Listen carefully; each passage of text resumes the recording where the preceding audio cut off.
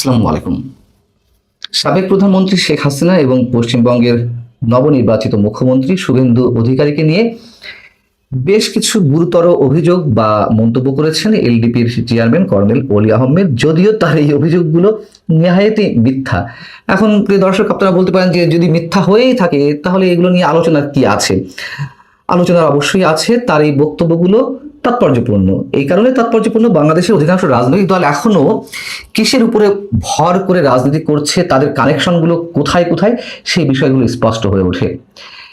তিনি কি বলেছেন সেটুকু আগে একটু জানিয়ে রাখি আপনাদের। তিনি বলেছেন যে শেখ হাসিনার পরামর্শে ভোট ইঞ্জিনিয়ারিং এর মাধ্যমে ভারতের পশ্চিমবঙ্গের শুভেন্দু অধিকারীকে ক্ষমতায় বসানো হয়েছে। চিন্তা করে দেখেন, কিছুদিন আগে পশ্চিমবঙ্গে যে নির্বাচন হয়েছে সেখানে বাংলাদেশ থেকে দীক্ষিত হয়ে নির্বাচনে কারচুপি করা হয়েছে শুভেন্দুর পক্ষে।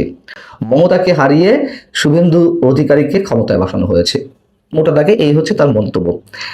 এখন যে কারণে বলছিলাম যে এদেশের অধিকাংশ রাজনৈতিক দল এখনো পর্যন্ত কিসের উপর ভর করে তারা রাজনীতি করছে অথবা তাদের রাজনৈতিক পুঁজিটা কি।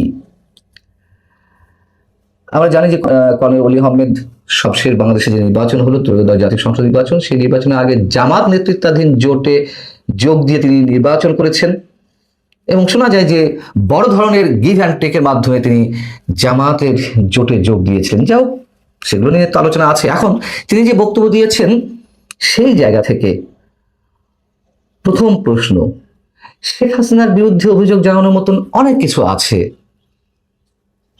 কিন্তু এই ধরনের বেসামাল কথাবার্তা কেন?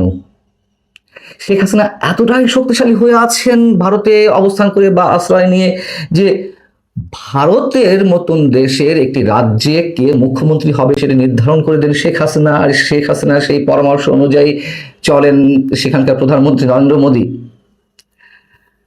এখানে অনেক কিছু মন্তব্য করা যায়। আমরা তো আর বিশেষ বেসামাল অবস্থায় থাকি না, অতএব মন্তব্য করার জায়গা থেকে নিজেকে সামনে রাখতে হচ্ছে। যাই হোক, ভারত বিরোধিতা ছাড়া এদেশের অধিকাংশ রাজনৈতিক দলের এখনো কোনো পুঁজি নেই। আমরা দেখেছি কথিত বিপ্লবী যারা রয়েছেন এনসিপির হয়ে সাবেক ছাত্র সমন্বয়ক, তারা তো ডক্টর ইউনূস সরকারের সময় পুরো 1.5 বছর ভারতের বিরুদ্ধে বিপ্লবী সংগ্রাম করে ভারতের 7 সিস্টার্স বিচ্ছিন্ন করে যা ইচ্ছে তারা তাই করেছে। তারা নরেন্দ্র মোদীকে ক্ষমতা থেকে টেনে হিঁচড়ে নামিয়েছে এবং তার একটু আপগ্রেডেড ভার্সন হচ্ছেন এই কর্নেল অলি আহমেদরা।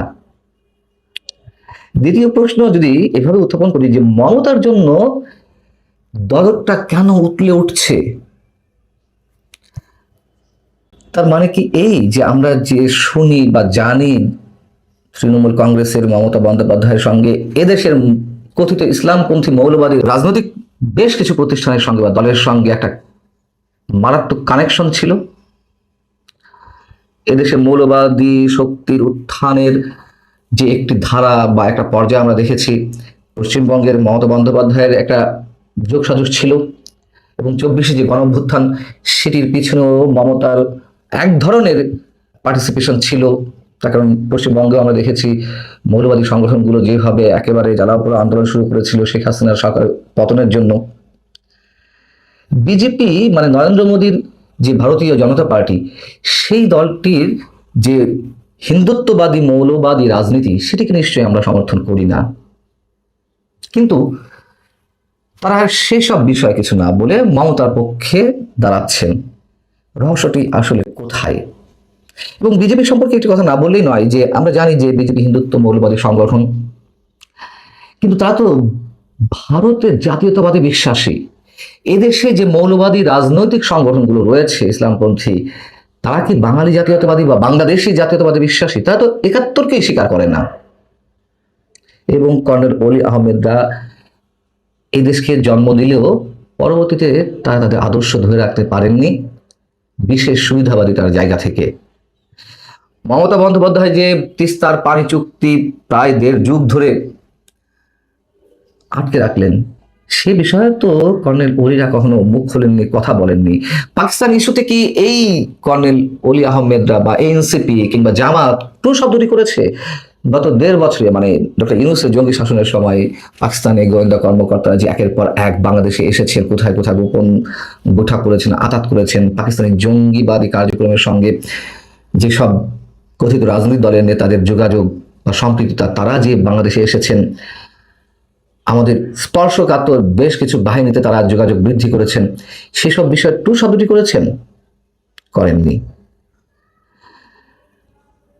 এই যে জঙ্গিবাদী কার্যক্রমের সঙ্গে জড়িত অনেকে জেল থেকে বেরিয়ে এলেন, জামিন পেলেন, তাদের বিষয়ে কোনো কথা বলেননি। এই যে মার্কিন চুক্তি নিয়ে তোলপাড় হয়ে যাচ্ছে সারা দেশে, তা নিয়ে এনসিপি, জামাত বা কর্নেল অলির মতন দলের পক্ষ থেকে কিছু বলা তো হয়নি। তাদের একমাত্র পুঁজি হচ্ছে ভারতের বিরোধিতা। এগুলো মানুষ আর খায় না। এমনকি সাম্প্রতিক সময়ে যে একটা মানবিক বিপর্যয় সৃষ্টি হয়েছে, মানবিক দুর্যোগ, হামে আক্রান্ত হয়ে সরকারি হিসাব মতে 400-এর বেশি শিশুর মৃত্যু হয়েছে, বিশেষজ্ঞরা বলছেন যে সহস্রাধিক মৃত্যু হয়েছে এর মধ্যে। সে বিষয়ে ডক্টর ইউনূস সরকারের প্রতি সামান্যতম প্রশ্ন উত্থাপন করেননি তো। এই হচ্ছে কর্নেল ওলি বা তাদের জোট সঙ্গী জামাত বা এনসিপি, এদের রাজনীতি। এর সঙ্গে আরেকটি বিষয় উল্লেখ না করলেই নয়, যদিও কর্নেল ওলি বিষয় নয়, বরং শেখ হাসিনা প্রসঙ্গ। হঠাৎ করে শেখ হাসিনার একটি অডিও বেশ ভাইরাল হয়েছে। তিনি তো নিয়মিত তার নেতাকর্মীদের সঙ্গে অডিও কনফারেন্সে যুক্ত হন। সেখান থেকে একটি অডিও শুনতে পেলাম, সম্ভবত একদিন আগে তিনি বক্তব্য দিয়েছেন বা কথা বলেছেন। সেই বক্তব্যের একটি অংশে তিনি বলছেন যে মানে নাকে খত দিয়ে জয় বাংলা স্লোগান দিয়ে ছাড়বো কাদেরকে, যারা অত্যাচার নির্যাতন করেছে আওয়ামী লীগ নেতাকর্মীদের উপরে এই গত প্রায় 2 বছরে, তাদের উপরে। বেশ ভালো কথা। তিনি বলছেন যে 6 মাস অপেক্ষা করো, আমি আসছি, খুব তাড়াতাড়ি ফিরে আসব। সত্যি তিনি 6 মাসের মধ্যে দেশে ফিরে আসবেন? বাস্তবতা কি তাই বলে? হতে পারে, অস্বাভাবিক কিছু না। রাজনৈতিক পরিস্থিতি কখন কোন দিকে যায় এটা আমরা নিশ্চিত করে কেউ জানি না। কিন্তু যদি সত্যি এর কথার কথা হয়ে থাকে, তাহলে কি জন্য তৃণমূলের নেতাকর্মীদের মন চাঙ্গা করতে তিনি এ ধরনের মন্তব্য করতেই পারেন, কিছুটা কৌশল অবলম্বন করতেই পারেন। কিন্তু কথা হচ্ছে, এতে কজন নেতাকর্মীর মন চাঙ্গা হয় আমরা জানি না। তবে এটুকু বুঝি, আওয়ামী লীগের তৃণমূলের নেতাকর্মীরা জীবনের ঝুঁকি নিয়ে, হামলা মামলার ঝুঁকি নিয়েও গত 1.5 বছরে ছোটখাটো হলেও বিক্ষিপ্ত মিছিল তারা করেছে, বিক্ষিপ্ত কর্মসূচি তারা পালন করেছে। মাঝখান থেকে কি হয়েছে? শত শত হাজার হাজার নেতাকর্মী কারাগারে গেছেন। কিন্তু কারাগারে যাওয়ার পরে কি হয়েছে? তাদের খোঁজ খবর কেউ নেননি। যদি নেতাকর্মীদের মন চাঙ্গা করতে হয়, তাদের যে মামলা মোকদ্দমা, তাদের সেই বিষয়গুলো খোঁজ খবর নিন। আমি দায়িত্ব নিয়ে বলছি, হাতে গোনা 2-4 জন ছাড়া কেউ খোঁজ খবর নেন না।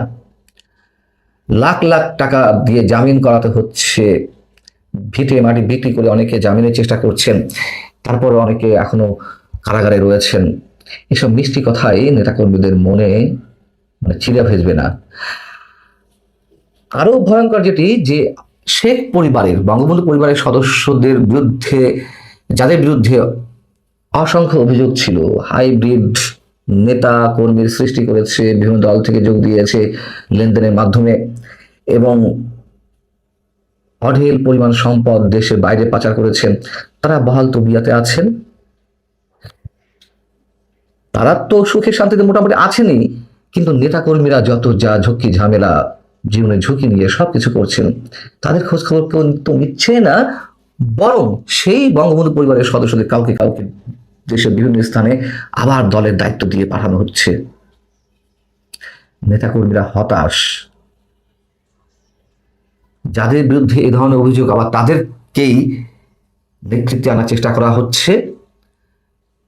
এসব মানুষদের কারণেই তো এই যে এখন যারা জীবনে ঝুঁকি নিচ্ছেন, তারাই তো বঞ্চিত ছিলেন 17 বছর বা 16.5 বছর। টুক করে দেশের মধ্যে ঢুকে পড়ব, কিংবা যুক্তরাষ্ট্রের নির্বাচনে ট্রাম্পের জয় হয় কিনা সেদিকে খেয়াল রাখো, অথবা আওয়ামী লীগ ছাড়া নির্বাচন হবে না, এ ধরনের মন্তব্যে আমার মনে হয় নেতাকর্মীদের মনে এক ধরনের উন্নাসিকতা তৈরি হচ্ছে। যদি তাদের মন